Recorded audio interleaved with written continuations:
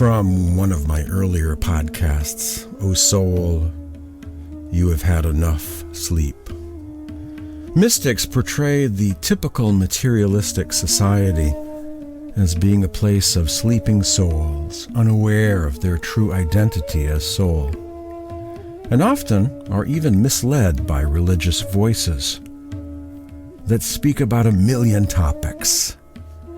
But unfortunately, how to see and hear spiritually is usually not one of them. This is from the late Dr. Jagisar Das of the Kabir Association. Spiritual enlightenment comes only when the mind is set free from the various prevailing dogmas and doctrines and is allowed to inquire within, where the seat of all wisdom resides. And this is from Russell Perkins, from his wonderful book published by Sant Bani Ashram, The Stranger of Galilee, the Sermon on the Mount and the Universal Spiritual Tradition. The work which the masters of esoteric knowledge do has been described variously, but it comes down to this: to show those human beings who want it their own real nature and position in the universe.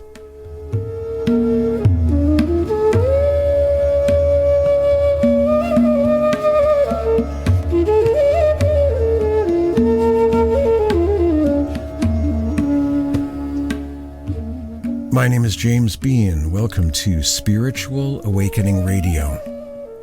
This program is also known as the Sant Mat Satsang podcast. My website is spiritualawakeningradio.com. This program came into existence before the internet was a thing.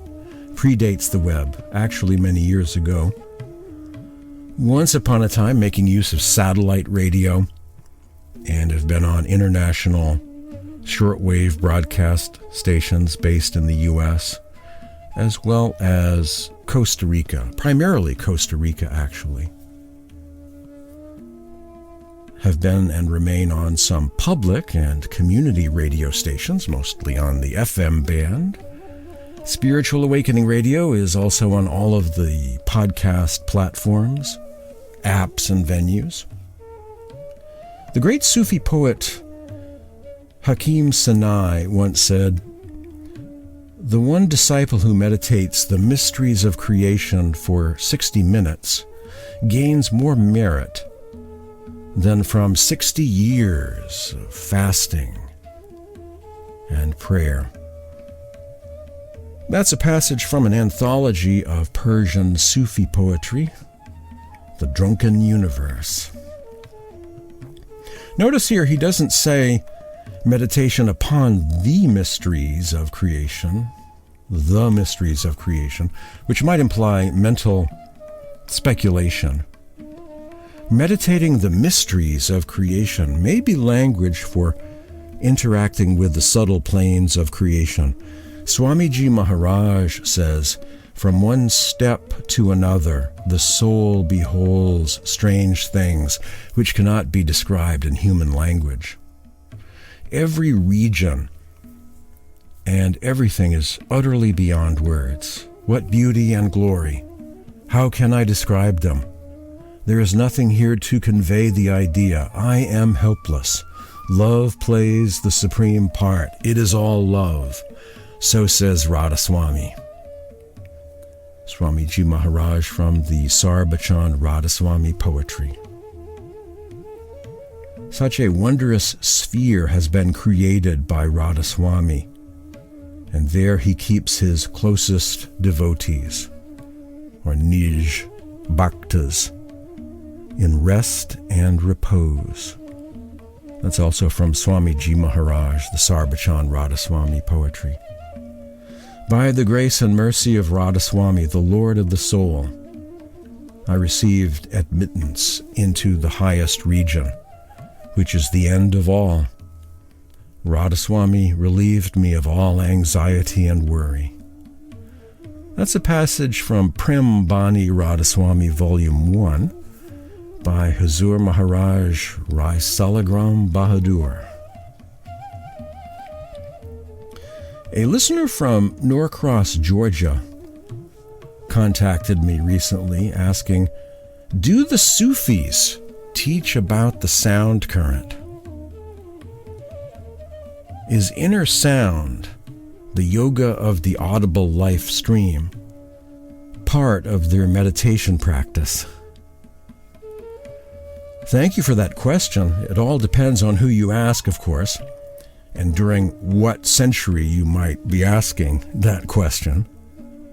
It's a fantastic question, actually, and one that leads to other questions, opens up many related topics as well, enough for a whole podcast as we explore Sufism, Sant Mat, and the sound current, today on Spiritual Awakening Radio.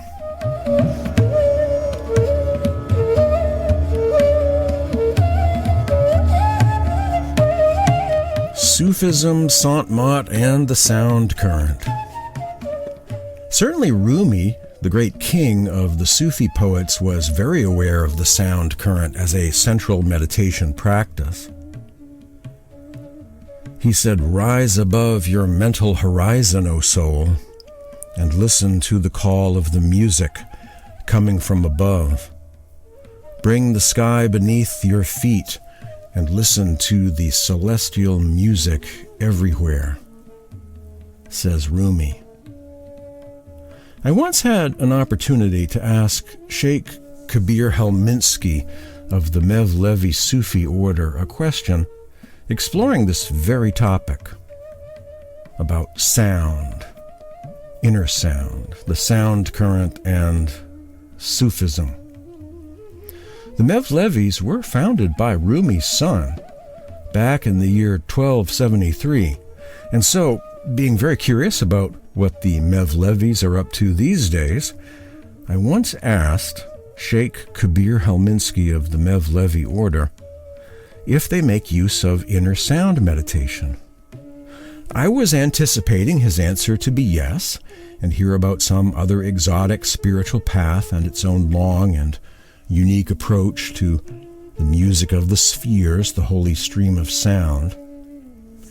But to my surprise, he said no. There is no inner sound practice that they follow. But then he went on to mention to me that there's this path in India known for this, has a reputation about focusing on inner sound, a path called Radhasoami. I thanked him for his reply to my question, and that was that. Full circle we come, back to the path of the masters. So what's going on here? Rumi mentions the sound, and he is one of many Sufi mystics characterized as being true saints of the ages. The following is from Sarbachan Prose, Book 1, a summary of the teachings of Swamiji Maharaj, made by his disciple Hazur Maharaj. The names of some of the perfect and true Sants, Sads, and Fakirs who manifested themselves during the past 700 years are Kabir, Tulsi Sahib, Jagjoan Sahib, Garab Das, Paltu Sahib, Guru Nanak, Dadu Sahib, Tulsi Das, Nabhaji, Swami Haridas, Surdas, and Raidas, which means Ravidas. And some of the Muslim names are Shams Tabriz, Rumi, Hafiz, Sarmad, and Sanai. A perusal of their writings would give you an idea of their spiritual attainments. Sarbachan Prose, Book 1. We have a list of the great Sufi saints, their writings, and many of them do speak of the sound. Shams of Tabriz, Rumi, Hakim Sanai, Hafiz or Hafiz, Rabia of Basra, Bulla Shah, Sarmad, Hazrat Sultan BaHU, Fakhruddin Iraqi, Baba Farid, Dara Shikoh, and Hazrat Inayat Khan, to name but a few. If Rumi taught the sound meditation, then why would this now be a lost teaching? What's going on here with the lost sound current teaching, the return of the lost chord? Rumi mentions the sound, and he is one of many Sufi mystics described as being true saints. In the Sarbachan of Swamiji Maharaj, the one saint that has the distinction of being quoted, being cited by him, was Rumi. There are countless Sufi orders spread out across the globe, hundreds of them. Many different Sufi orders. Are their teachings all identical? Why, no, they're not. I'm sure there could still be a rare Sufi order or two that does maybe have some form of inner sound meditation practice. That does seem likely to be true somewhere out there. But it's unlikely to be a universal practice understood by most. Rather, most likely, it's a rare practice indeed. Rumi was a vegetarian. So does this mean that all those interested in following the teachings of Rumi are aware of Rumi's vegetarian ethics and are vegetarians too? Why, no, they're not. Spiritual movements change over time. Mystical paths are very fragile in this world of illusion, this sea of samsara, the world of changes we find ourselves residing in. Mystic paths only have living masters for a few generations at most. There is no permanent university of mysticism in the world. With mystical movements, they eventually reach a stage of the last master of their lineage dying off and leaving no successor. And so those disciples of that last master become elderly and soon disappear from the scene. And that's the end of the line, quite literally, of that particular branch of a mystic path. In other cases, there is more of a process of institutionalization, or what could be viewed as zombification, which is a more fun and entertaining word, suggesting something that's dead still is acting as if it's alive.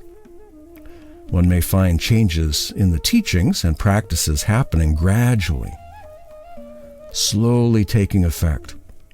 A de-emphasizing of spiritual practice, a de-emphasizing of the contemplative life and meditation, the introduction of a fleshly diet, ignoring perhaps even editing out of their writings what had been instructions about adhering to a vegetarian diet.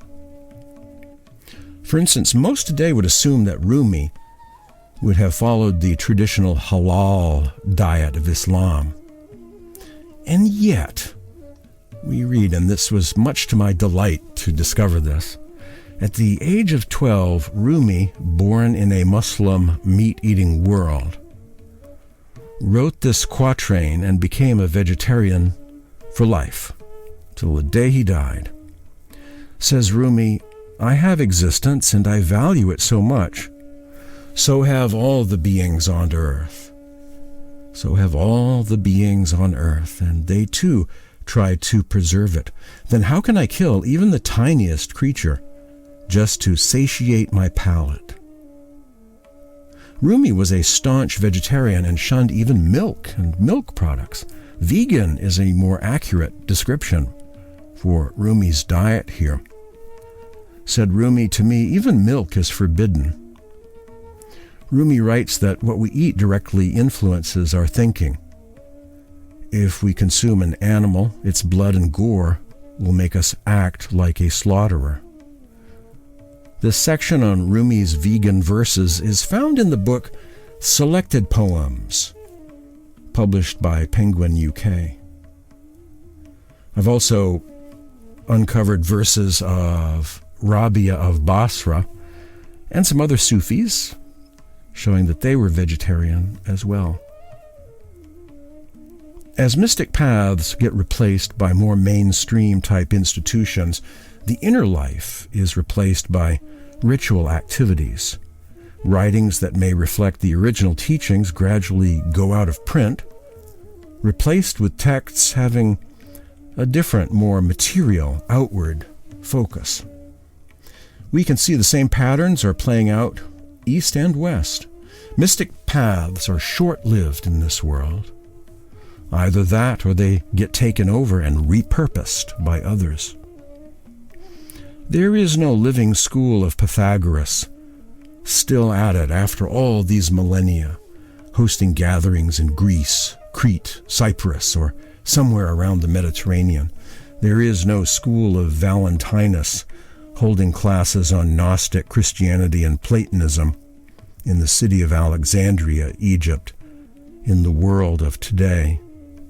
It is said that Jesus and his brother James the Just were raised vegetarians from birth, and that the original circle of disciples and followers, what we call the Jesus movement, referred to something called the yoke of the Lord. It's mentioned in the Didache and other early Christian writings, meaning the ethical precepts that this Messianic Jewish sect followed.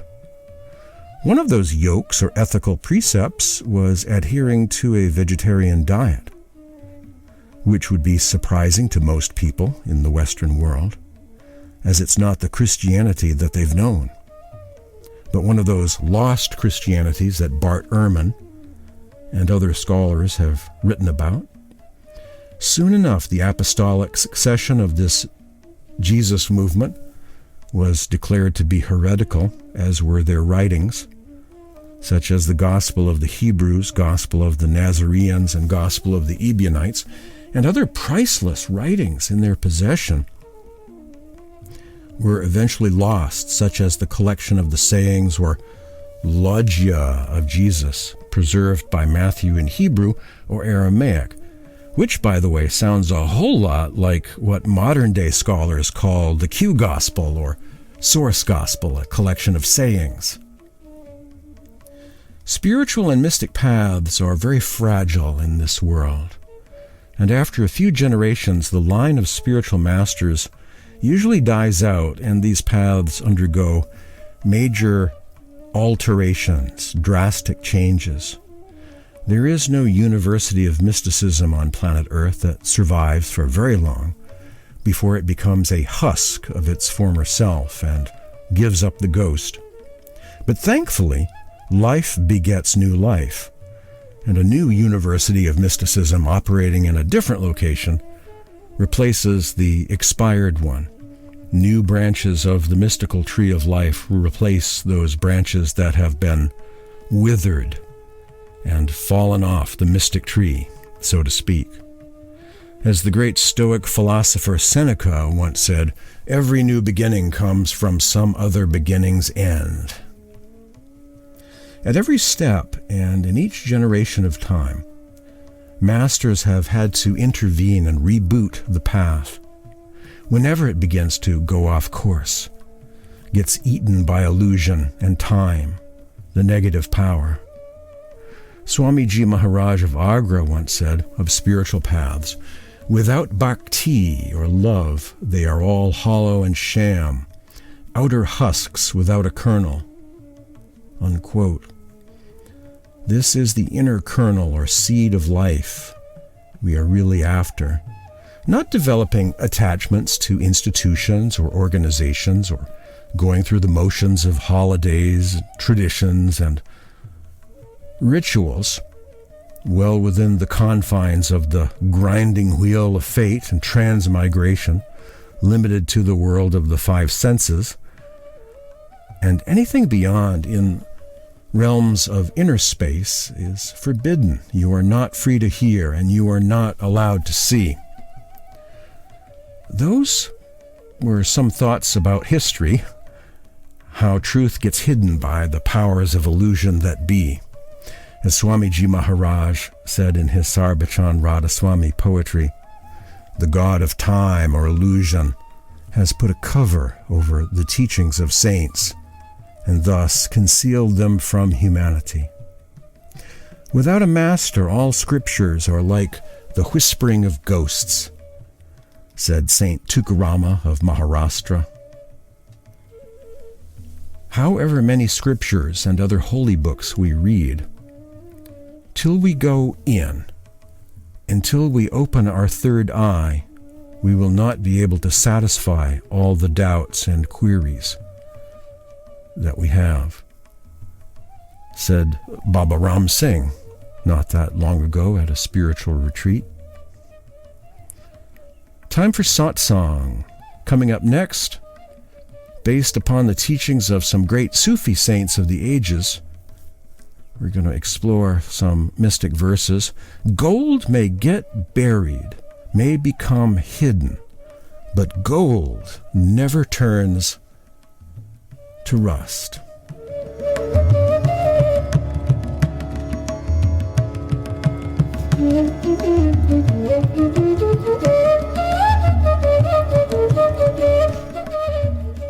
The mystical utterances of Rumi and other great Sufi masters speak directly to the heart. They encourage us to see the hidden light, to discover the divine secrets, to perceive the way that lovers can find their beloved. The Sufis, through their poems and ecstatic revelations, are attempting to share their secrets with the world, or at least with those discerning souls who find their words to not only be nice poetry, but something much more. Expressions of the soul coming from lovers caught up in the divine bliss of a higher reality. The poet mystics speak of a spiritual reality that exists beyond the perception of the five senses. Though the physical body is a kind of veil that eclipses the light of the inner sun from our vision, nevertheless, we can, even now, during this life, have access to the other existence. The Persian classic Divine Flashes by Fakhruddin Iraqi says, "The lover seeks the vision in order that he might pass away from existence. He knocks on the door of non-existence, for there he was once at peace. There he was both seer and seen, both viewer and viewed. Coming to be, he became the veil of his own sight and was deprived of the vision. His existence is merely a screen to hide this sight." Fakhruddin Iraqi, from his spiritual classic, his Sufi classic, Divine Flashes.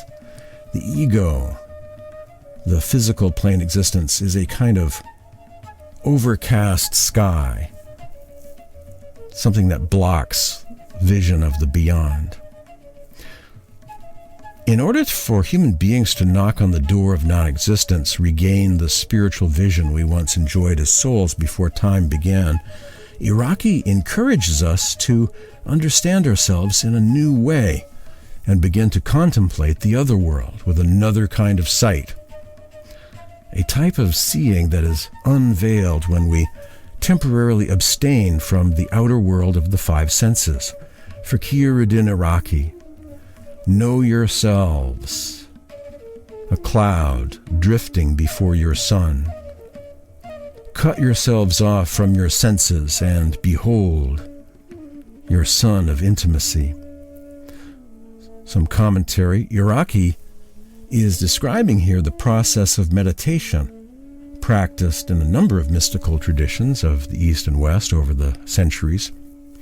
In order to obtain the vision, the seeker, 1, closes their eyes and stops paying attention to the outer world for a while, and 2, discovers inner spiritual seeing and hearing, the inner senses of the soul, which are able to contemplate heavenly realities. Says Iraqi, "If this screen, which is you, is struck from before your eyes, the beloved will find the beloved, and you will be entirely lost. Then you will hear with the ear of your heart. That mystery so long concealed is at last opened. The darkness of your night at last bathed in dawn." Divine Flashes, Fakhruddin Iraqi. A sound is vibrating in the whole of creation. When you open your inner ear, you will hear a continuous sound which will lead you across all limitations of mind and matter. My beloved is speaking to you all the time.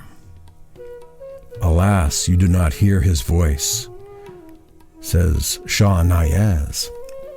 The whole world is reverberating with sound. To listen to it, thou must unseal thine inner ears. Then shalt thou hear an unending music, and that shall lead thee beyond the confines of death. Once again, Shah Niaz. My master has taught me a lesson. It repeats itself, without me repeating it. When I plug my ears with my fingers, without learning, I hear its melodies. My eyes are longing for a glimpse of him. Without seeing, I see his radiant face. In every heart abides the beloved, O BaHU. In countless forms, he reveals himself to me. That's a passage from the great Sufi poet, one of my favorite Sufi poets, actually, Hazrat Sultan BaHU, from a Sufi poetry website dedicated to his mystic verses. The mysticism of sound, coming up next.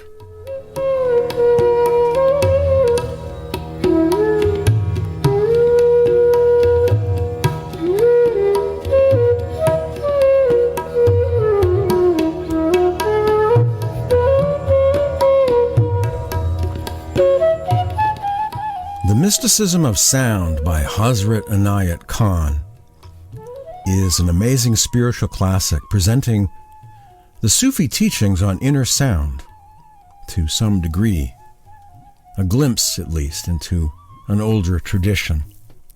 Hazrat Khan, on hearing the mystic sound, abstract sound is called Saut-e Sarmad by the Sufis. All space is filled with it.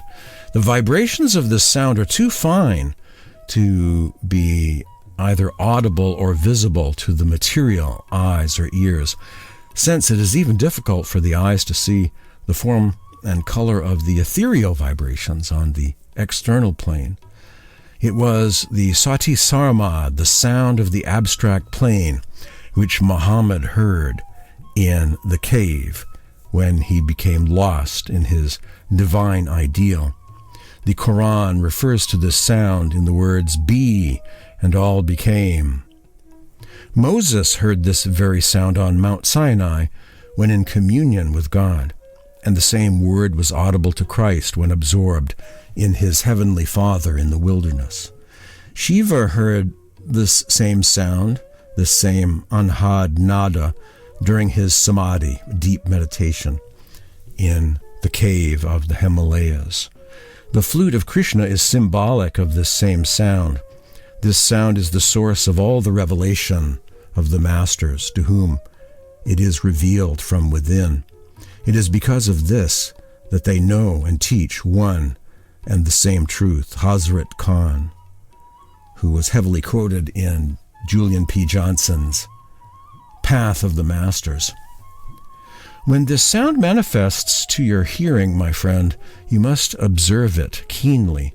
You must try your hardest to preserve your ability to listen to it until you can master it, so that just as you heard it in the silence of the wilderness or a closed room, you will also hear it in the noisy marketplace amid throngs of people. That's a quote from Dara Shikoh, from his spiritual classic, Compass of Truth. There is no practice better than that of hearing this sound. This is because every other practice depends upon the will of the practitioner. If for a moment stops it, the practice ceases. But not so this practice. It does not depend upon the will of the practitioner. It is present and available without ceasing and without interruption at all times. Dara Shikoh, Compass of Truth. This and the passage above are found in an article by a personal friend, David Christopher Lane, titled Prince Dara Shikoh's Compass of Truth. Concluding today's edition of Spiritual Awakening Radio, some mystic verses of Baba Farid, the Sufi, which actually were included in the Sikh scriptures, the Gurbani, the Adi Granth.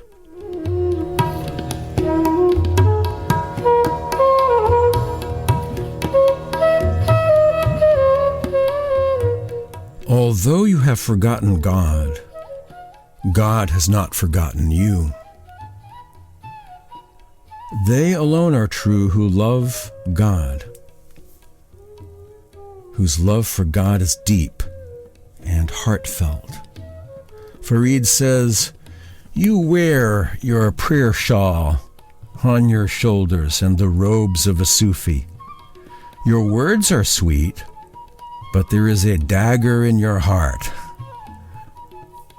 Those who have one thing in their heart and something else in their mouth are judged to be false. Those who are imbued with love for the Lord are delighted by his vision. Those who forget the Nam, the name of the Lord, are a burden on the earth. You can meet the Lord today, O Sheikh Farid, if you restrain your bird-like desires which keep your mind in turmoil. God says, if you reform yourself, you shall meet me, and meeting me, you shall be at peace. Just pausing here, Maharishi Mehi Paramahansa often would describe the state of enlightenment as that of deep peace, like it says in the Upanishads, Shanti, Shanti, Shanti, peace, peace, peace. Maharishi Mehi Paramahansa in the Philosophy of Liberation talked about the sign of a true sant as being the embodiment of peace. Baba Farid from the Sikh scriptures, the Adi Granth. When he becomes merciful, then God unites us with himself.